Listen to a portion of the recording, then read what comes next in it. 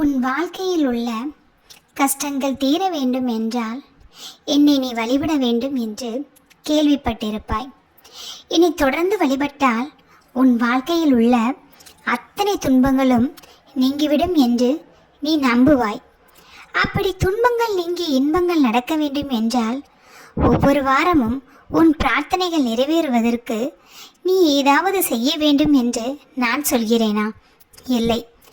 நீ என்னை எந்த இடத்திலிருந்து வழிபட வேண்டும் என்று நினைக்கிறாயோ அந்த இடத்திலிருந்து வழிபட்டாலே நிச்சயமாக உன் வாழ்க்கையில் உள்ள அத்தனை துன்பங்களையும் நான் நீக்கிவிடுவேன். ஆனால் என்னவோ உன்னிடம் பலர் சொல்லி இருப்பார்கள், நீ கோயிலுக்கு வாரம் வாரம் சென்று இந்த பரிகாரத்தை செய்ய வேண்டும், அப்படி செய்தால் உன் வாழ்க்கையில் உள்ள துன்பங்கள் அனைத்தும் நீங்கிவிடும் என்று அவர்கள் சொல்லி இருக்கும் அந்த விஷயத்தை உன் மனதில் போட்டுக்கொண்டு உன்னால் முடியவில்லை என்றாலும் நீ என்னை தேடி வருவாய். அப்படி தேடி வரும் பொழுது ஒரு 3 வாரமோ 4 வாரமோ நீ பரிகாரம் செய்து முடிப்பதற்குள் உனக்குள் ஏதாவது ஒரு தடங்கல் வந்துவிடும். அந்த தடங்கல்களை நீ கண்டவுடன் உன் மனம் அஞ்சிவிடும். என்ன இது வாழ்க்கை? நான் ஒரு பரிகாரத்தை செய்தால் என் வாழ்க்கையில் உயரமான இடத்திற்கு நான் செல்வேன் என்று பலர் சொல்கிறார்கள். ஆனால் இந்த பரிகாரத்தை கூட என்னால் செய்ய முடியாத அளவிற்கு என் வாழ்க்கையில் தடங்கல்களும் துன்பங்களும் வருகின்றது. அந்த அளவிற்கு நான் பாவியாகிவிட்டேனா என்று உன் மனம் கலங்கி ஒரு நொடி நினைப்பாய். இந்த கலங்கல்கள் யாவும் உனக்கு தேவையா என்று ஒரு நொடி நீ யோசித்துப்பார். உன்னால் என்ன முடிகிறதோ அதை மட்டும் நீ செய்தால் போதும். உன்னால் என்னை கோவிலுக்கு எப்பொழுது பார்க்க முடிகிறதோ அப்பொழுது வந்து பார். எனக்கு ஒரு விளக்கேற்றினால் போதும் என்றுதான் நான் உன்னிடம் சொல்கின்றேன். நீ உன்னை வருத்தி கொண்டு அத்தனை பரிகாரத்தையும் எனக்கு செய்ய வேண்டும் என்று ஒரு கணமும் நான் எதிர்பார்க்கவில்லை. உன் அம்மா நான். என் பிள்ளை நீ கஷ்டப்படுவதை பார்த்து கொண்டு நான் எப்படி ஆனந்தமாக இருப்பேன்? என் பிள்ளை எப்பொழுதுமே ஆனந்தமாக இருக்க வேண்டும். என் பிள்ளைக்கு ஒரு வழி என்றால் அது எனக்கும் வழிதானே. அதனால் யார் என்ன சொன்னாலும் அதை உன் மனதில் போட்டு குழப்பிக் கொள்ளாதே. உன்னால் முடிந்தால் வீட்டிலேயே என்னை நினைத்து நீ வழிபடு. எனக்கு ஒரு நெய் விளக்கேற்றி வை. உன்னால் நெய் விளக்கேற்ற முடியாவிட்டால் உன்னால் என்ன முடியுமோ அதை செய். நீ 5 நிமிடம் உட்கார்ந்து என்னை மனதார அம்மா என்று அழைத்தாலே அடுத்த நொடி நான் வந்து விடுவேன். நீ கஷ்டப்பட்டு எனக்கு எதையும் செய்ய வேண்டாம் பிள்ளையே. நீ உன் மனதார என்னை அழைத்தால் அதுவே எனக்கு போதும். உன் மனதில் நான் இல்லாமல் நீ என்ன பரிகாரம் செய்தாலும் அதற்கு பலன் கிடைக்காது. ஆனால் நீ எந்த பரிகாரமும் செய்யாமல் உன் வீட்டிலே இருந்து என்னை உருகி உருகி நினைத்தால் உன்னுடைய உருகளுக்கு நான் நிச்சயமாக அடிபணிந்து விடுவேன். அதற்கு பிறகு உன் வாழ்க்கையில் என்ன நடக்க வேண்டுமோ அது அத்தனையும் நிச்சயமாக நடக்கும். உன் வாழ்க்கையில் நல்லதை நான் கொடுக்க வேண்டும் என்றுதான் ஒவ்வொரு முறையும் முயற்சி செய்து கொண்டிருக்கின்றேன். ஆனால் என்னுடைய முயற்சிகள் தோல்வியாகி விடுகிறது என்று நீ நினைக்காதே. நீ செய்த கர்மாக்கள் அதிகம். அந்த கர்மாக்களை அழிக்க வேண்டும் என்றால் உன்னால் இயன்ற அளவு நீ புண்ணியங்களை செய்ய வேண்டும். புண்ணியங்களை செய்வதற்கு என்னிடம் வசதி இல்லை அம்மா. நான் யாருக்கு போய் புண்ணியம் செய்வது என்று நீ நினைக்கிறாய். புண்ணியம் என்றால் பொருள் தானம் தான் செய்ய வேண்டும் என்று அவசியமில்லை. உன்னால் முடிந்த நல்ல அறிவுரைகளை மற்றவர்களுக்கு சொல்லும் பொழுது அதுவும் புண்ணியம்தான். ஒருவர் தவறான பாதையில் சென்று கொண்டிருக்கும் பொழுது அந்த பாதை தவறானது என்று தெரிந்திருந்தும் நாம் எதற்காக நல்ல பாதையை அவர்களுக்கு சொல்ல வேண்டும்?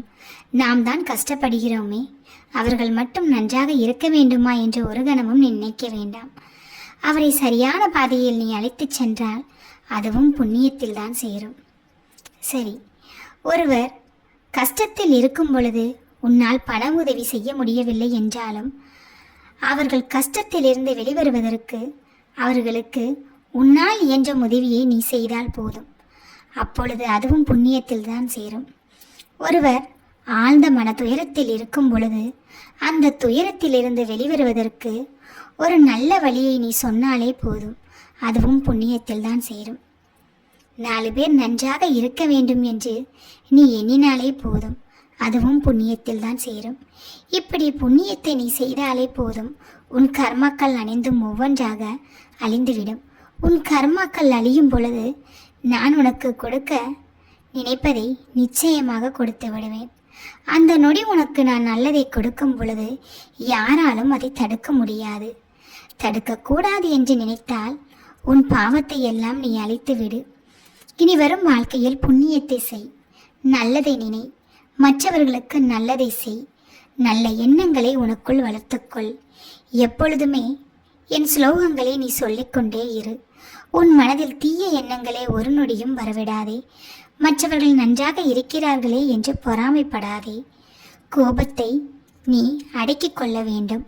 பொறுமையை கையாள வேண்டும். நிதானத்தை கடைபிடிக்க வேண்டும்.